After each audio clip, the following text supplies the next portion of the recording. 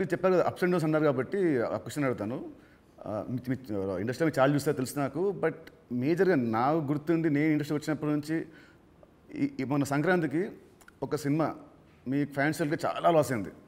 Next cinema immediate 3 days గ్యాప్లో అది మళ్ళీ అది వెళ్ళిపోయింది. ఈ మధ్యలో ఈ 3 రోజుల్లో మీ థాట్ ఏంటి? నెక్స్ట్ సినిమా కూడా అది కూడా పోతే అప్పుడు పరిస్థితి ఏంటి? మీ మైండ్లో రన్ అయిన మీ ఫీలింగ్ ఏంటి? లేదు అంటే నాకు ఇప్పుడు 10th సినిమా రిలీజ్ అయినప్పుడు నాకు అర్థమవుతుంది ఫైనాన్షియల్గా ఇది డ్యామేజ్ జరగబోతుంది. సో అటు డిస్ట్రిబ్యూటర్స్ అందరు కూడా లోలో ఉన్నారు. పోతే 14th రిలీజ్ అవుతున్న సినిమా షూర్ షాట్గా సూపర్ హిట్ అని చాలా గట్టి నమ్మకంతో ఉన్నాను. అంటే 90% నీకు తెలుసు, నేను ఎడిటింగ్ రూమ్లో చూసినప్పుడే నాకు చెప్పగలుగుతాను సినిమా వర్క్ అవుతుంది అవ్వట్లేదు. అట్లా సంక్రాంతికి వస్తున్నాం అనే సినిమా మీద ఐఎమ్ ఫుల్ కాన్ఫిడెంట్గా ఉన్నాను. సో ఆ 3 days అదే ఎనర్జీతో ఉన్నాను. ఎస్, నో ప్రాబ్లం, ఒకటి వస్తుంది. ఇది ఎంత డ్యామేజ్ అవుతుంది, అది ఎంత రికవర్ చేస్తారో నంబర్స్ తెలియదు. బట్ అది మ్యాజిక్ అనేది ఇట్స్ ఎ మిరాకిల్. బట్ ఆ పీరియడ్లో యూఆర్ కాన్ఫిడెంట్ మళ్ళీ ఇది అయిపోయింది మళ్ళీ నేను అంటే ఒక సినిమా రిలీజ్ ముందు నాకు మేబీ నా 6th సెన్స్ కావచ్చు, చూస్తున్న కంటెంట్ వల్ల కావచ్చు, చెప్పగలుగుతాను 90% మిస్ అవ్వను. సో దిల్ చేయడం వల్ల మీరు దిల్ రాజు అయ్యారు. బట్ నా దృష్టిలో మీరు బిల్ రాజు. ఎందుకు చెప్తాను. యాక్చువల్లీ చాలామంది ఆడియన్స్ కూడా చెప్పాలి ఇది. మామూలు చూస్తాను లాస్ట్ గత 1 year నుంచి మీ మీద వచ్చే నెగటివ్ ట్రోల్స్ కానీ ఇవన్నీ ఏవో వస్తుంటాయి కదా మామూలు ఆర్టికల్స్ అవి. 2005లో నేను సినిమా వేసాను, రామ్ సినిమా. అది రిలీజ్కి ఫైనాన్షియల్గా మేము చాలా అప్పుడు రిలీజ్కి మేము కొంచెం ఇబ్బందులు ఉండే. అండ్ అప్పుడు మాకు టర్మ్స్ అంతా బాగాలేవు, మా టర్మ్స్ మనకు. అయినా మీరు వచ్చి ఆ రోజు నైట్ ఒక పెద్ద అమౌంట్కి మీరు సైన్ చేశారు. సో టర్మ్స్ బాగాలేనప్పుడే మీరు హెల్ప్ చేశారు. ఇలాంటివి మీరు చాలామంది హీరోస్కి, చాలా ప్రొడ్యూసర్స్కి, డైరెక్టర్స్కి మీరు చాలా హెల్ప్ చేశారు. ఇది నాకు తెలుసు. సో ఈ మధ్య వచ్చి మీరు ఒక సినిమా బొక్కేస్తారంటే అది నాకు I want to clear to audience that ప్రతి సినిమా చిన్న పెద్ద లేకుండా అందరు హెల్ప్ చేసేవాడు మీరు. అండ్ దీంట్లో చాలా డబ్బులు మీకు చాలామంది మీకు వెనక్కి మీకు ఇచ్చారు లేరు కూడా నాకు తెలియదు. బట్ ఈ హెల్ప్ చేసిన ఇంతమంది మీరు కష్టాల్లో ఉన్నప్పుడు వీళ్ళు కూడా మీకు తిరిగి హెల్ప్ చేస్తారని అనుకుంటున్నారా? అంటే బేసిక్గా నా లైఫ్ స్టార్ట్ అయింది ఎక్కడ అంటే నితిన్, నా కాస్ట్యూమ్ కృష్ణ గారికి నేను చాలా స్టోరీలో చెప్పాను. అరుంధతి అనే సినిమా 36 lakhs కొంటే 2 lakhs నేను రిలీజ్ రోజు కట్టలేదు. తర్వాత తీసుకెళ్ళి ఆయన ఫోన్లు ఎత్తకుంటూ కూడా నేను పట్టుకొని వెళ్ళి 2 lakhs ఇచ్చి వచ్చాను. తర్వాత వారు నాకు పిలిచి పెళ్లి పందిరి చేసే వరకు వదిలిపెట్టలేదు. నిజంగా పెళ్లి పందిరి అనే సినిమా లేకుంటే ఐఎమ్ నాట్ దే. అసలు సినిమా ఇండస్ట్రీలో నేను లేను అనేది నేను గట్టిగా నమ్ముతాను. సో అంటే ఒక హానెస్ట్ అనేది ఒకటి ఎంత పని చేసిందో హెల్పింగ్ కూడా అంతే పని చేస్తుందని నేను నమ్ముతాను. నా లైఫ్లో ఇప్పుడు నువ్వు సంక్రాంతికి అడిగావు, ఇది రాకుంటే ఇది ఉండుంటే, అలాంటి ఒక 4-5 ఇన్సిడెంట్స్ ఉన్నాయి. అంటే నేను క్లోజ్ అయిపోయే ఇన్సిడెంట్స్. ఇప్పుడు అసలు సంక్రాంతికి వస్తున్నాము, రాకున్నా మాకేం కాదు. ఎందుకంటే ఆల్రెడీ ఎస్టాబ్లిష్ అయిపోయి ఉన్నాం. ఫైనాన్షియల్ డ్యామేజ్ వరకు 2 ప్రాపర్టీలు అమ్మేసి ముందుకు వెళ్ళిపోతాం. అది పెద్ద విషయం కాదు. కానీ నేను నార్మల్గా ఉన్నప్పుడు కూడా ఇలాంటి ఇన్సిడెంట్స్లోకి వెళ్ళి నేను దాటుకుంటూ వచ్చాను.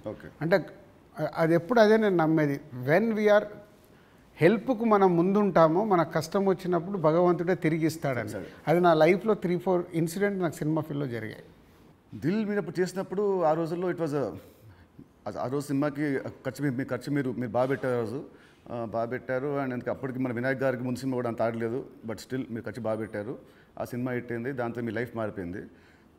ఇప్పుడు తమ్ముడు సినిమాకు ఒక రిఫరెన్స్ లేకుండా కూడా మీరు సినిమాని ఇంత ఖర్చు పెట్టారు. దీని మీద నమ్మకం, కథ మీద నమ్మకమా, డైరెక్టర్ మీద నమ్మకమా? ఆర్ ఈ తమ్ముడు సినిమా మీకేం తెస్తుంది? పేరు తెస్తుందా, డబ్బు తెస్తుందా? అంటే ఈ సినిమాకు బేసిక్గా నేను క్రెడిట్స్ ఇచ్చేది డైరెక్టర్కే. ఎందుకంటే ఎంసీఏ అండ్ వకీల్ సాబ్ తర్వాత ఆయన రాసుకున్న కథని ఇప్పుడు ఉన్న సినారియోలో అంటే ప్రేక్షకుల్ని థియేటర్కి తీసుకొచ్చి ఒక ఎక్స్పీరియన్స్ ఇవ్వాలని ఏదైతే చూశాడో, అందుకే నువ్వు కూడా షూటింగ్లో చూసినావు, ఆయన తీసుకుంటూ వెళ్తుంటే నేను ఎప్పుడు ఆపలా.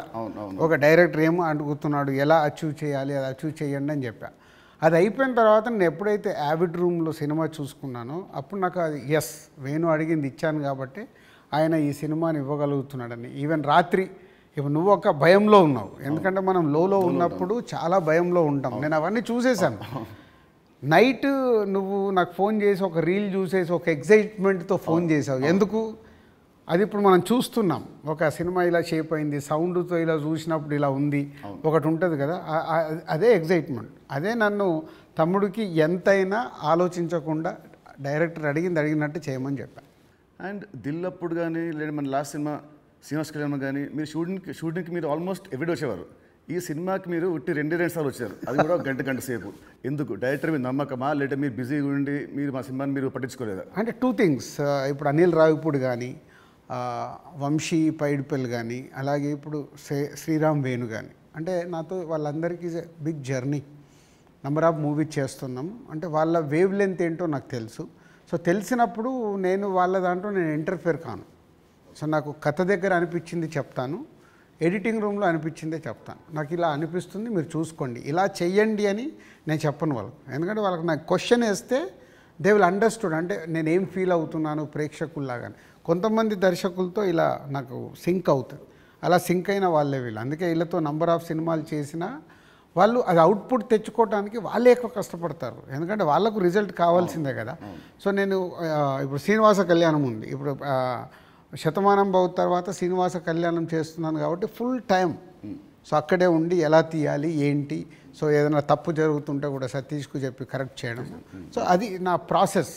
ఏ సినిమాకు ఉండాలి, ఏ సినిమాకు ఉండకూడదని నేను ముందే ఫిక్స్ అవుతాను. సో తమ్ముడు అనేది దిల్ రాజు సినిమానా లేదంటే వేణుశ్రీరామ్ సినిమా? వేణుశ్రీరామ్ సినిమా 100% మొత్తం ఇంటర్గ్రేట్.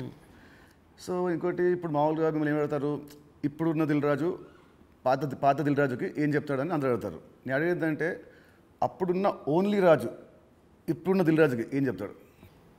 అది 22 years జర్నీ. అంటే అంటే సినిమా అంటే దిల్లు సినిమా నీకు మనకు అండర్ ప్రొడక్షన్లో ఉన్నప్పుడు షూట్ జరుగుతున్నప్పుడు నీకు దుబాయ్లో సాంగ్ చేస్తుంటే సడన్గా బైక్ స్కిడ్ అయ్యి నీ కాలు పైన పడింది. కాలు పైన పడితే మధ్యాహ్నంకి వెళ్ళి షూటింగ్ ఆపేసాం. అది నాకు ఫస్ట్ ఫిలిం. షూటింగ్ ఆపేసిన తర్వాత చిన్న నీకు ఎయిర్లైన్ ఫ్రాక్చర్. వినాయక్ ఇక్కడ ఉన్నాడు, నెక్స్ట్ ఠాగూర్ సినిమాలో బిజీగా ఉన్నాడు. అన్న మీరు వెళ్ళి సాంగ్స్ తీసుకొని రండి అన్నాడు. నీకు ఎయిర్లైన్ ఫ్రాక్చర్ అయ్యి మన హోటల్కి వెళ్ళిన తర్వాత ఇంకా మనం నెక్స్ట్ డే షూటింగ్ చేయడానికి స్కోప్ లేదు, ప్యాకప్, అందరు రిటర్న్ వెళ్ళిపోవాలి. సో అప్పుడు లక్ష్మణ్ అంకులు శిరీష్ అంకులు టెన్షన్లో ఉన్నారు, నేనేమో వెళ్ళిపోయి పడుకున్నాను.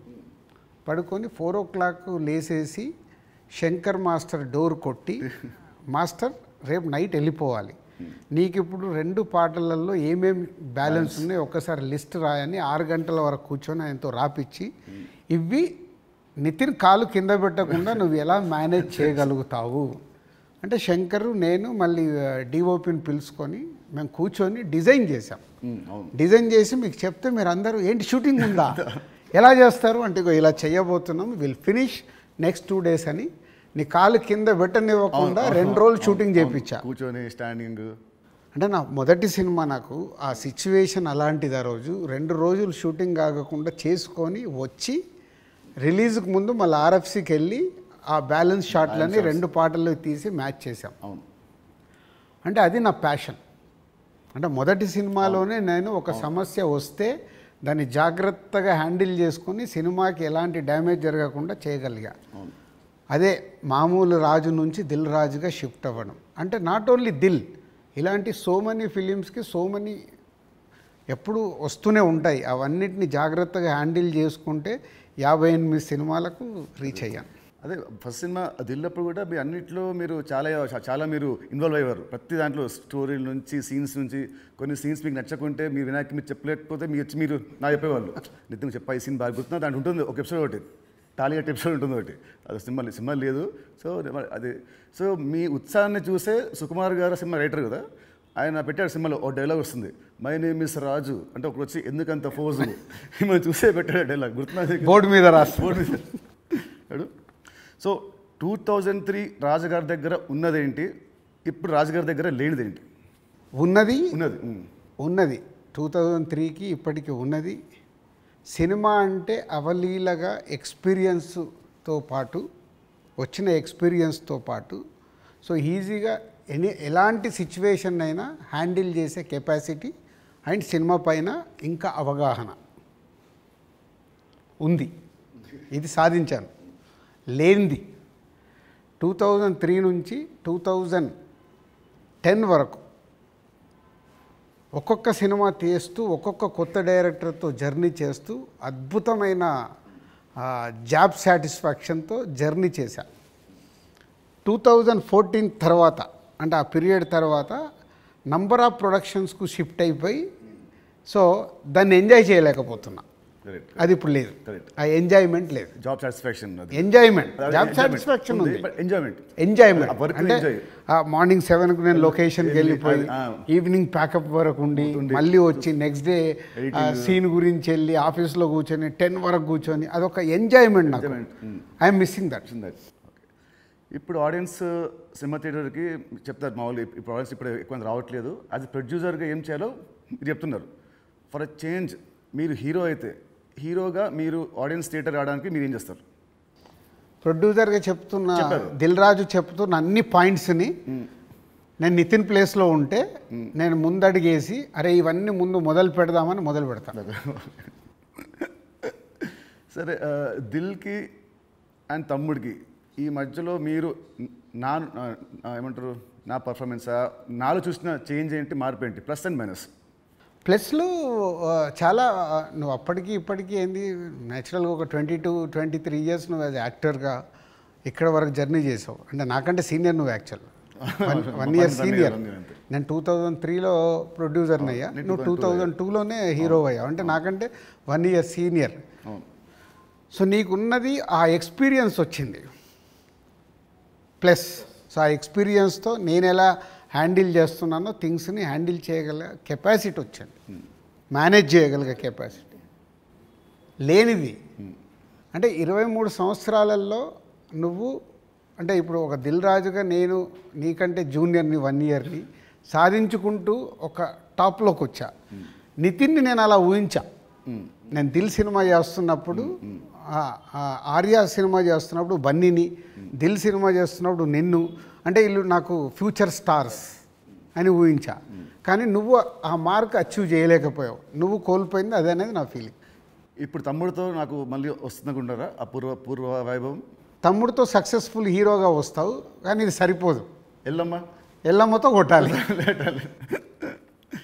సో దిల్కి సీక్వెల్ చేసే ప్లాన్ ఏమైనా ఉందా? ఎందుకంటే అది మంచి బ్రాండ్ వాల్యూ. మళ్ళీ వినాయక్ గారితో